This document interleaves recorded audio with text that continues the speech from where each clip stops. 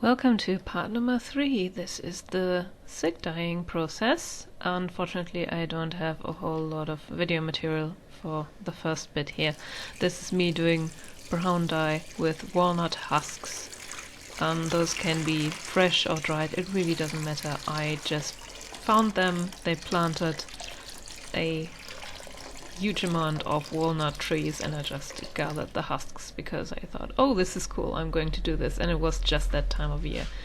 And unfortunately the tutorial I used for this isn't online anymore, so I can't share the link. I'm really sorry, somebody took the page down, it's deactivated, I don't know why. I don't quite remember, I think there's different ways of doing this, so you can let it soak for some time, but I was impatient so I put it on the stove, and that's a different pot I switched in between.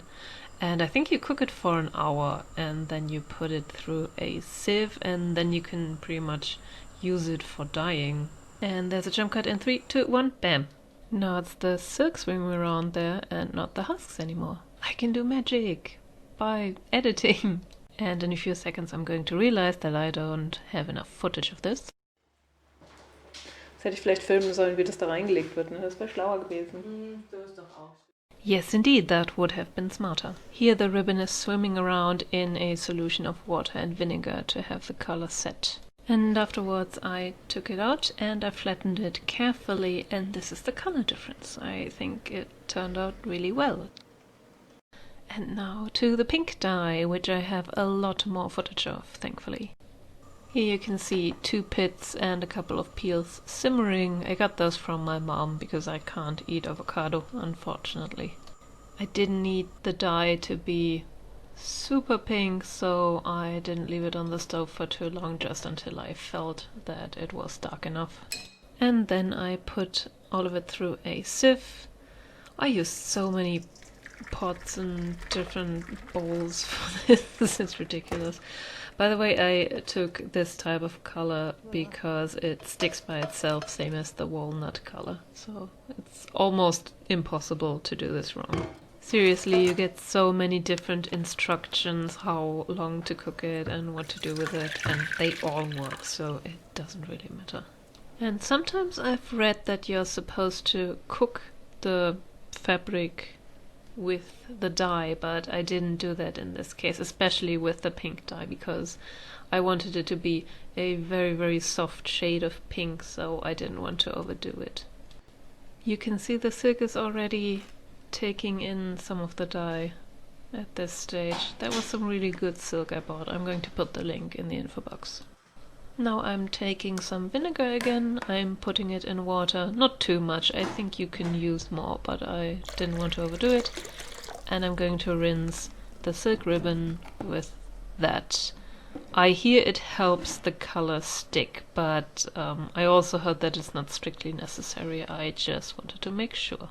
After that I rinsed it once more just with normal water to get the rest of the vinegar out, and then I flattened it with my flattening iron, because that makes pretty much everything stick to fabric in my experience. And that was it. Super easy, really. And here's the result of my dyeing experiments.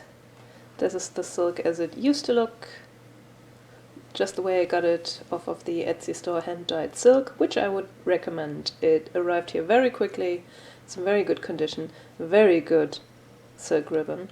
And the ones that I ordered colored are very pretty too. So, and it said in the description that this was perfect for dyeing, so I think this has been somehow pre-treated to take the dye well, because I didn't have to do anything to it in order for it to take the color very well.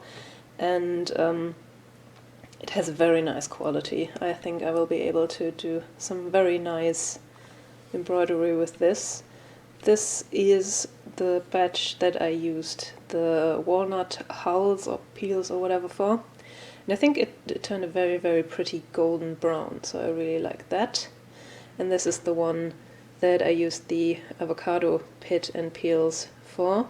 And I didn't leave it in that long because I didn't want it to become too pink-ish. And it turned quite a nice peach color. So it's a little bit of this of this typical millennial pink, I think I've heard it called, but it has a slight tendency towards peach color, and I really like it. I didn't leave it in long so that it would stay kind of soft and look like the blackberry flowers that grow around here, so I'm aiming for realism there.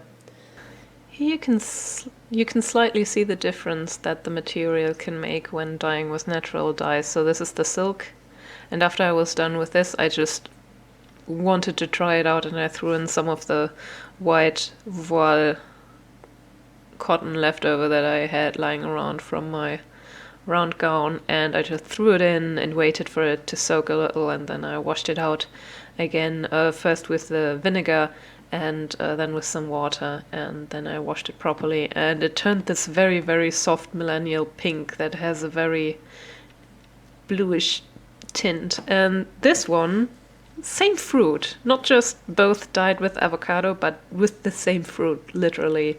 And this one is going very much into the peach direction, and this one is going very much into this kind of violet, bluish tinted millennial pink direction. And that's it for now. See you in the next one.